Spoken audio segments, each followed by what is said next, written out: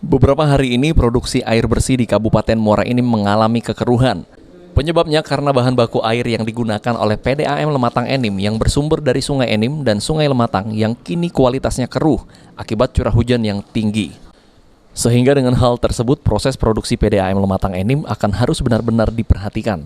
Pasalnya, air yang akan didistribusikan ke masyarakat berkurang kualitasnya. Direktur Utama PDAM Lematang Enim, Sartono menjelaskan, tingkat kekeruhan dari bahan baku air bersih di Muara Enim mencapai 1000 neplelometric turbidity unit atau NTU.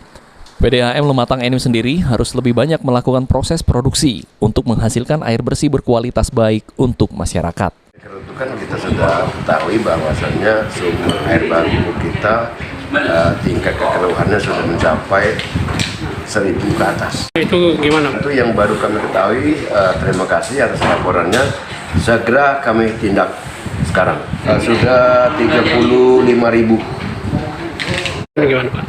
Kami mengimbau kepada masyarakat, mengingat PDAM ini di Kabupaten Muara Enim ini perpompaan semua, sudah pasti suatu saat akan mengalami trouble, kemacetan. Jadi tolong masyarakat agak berhemat-hemat dengan air yang sudah kami sampai ke rumah-rumah.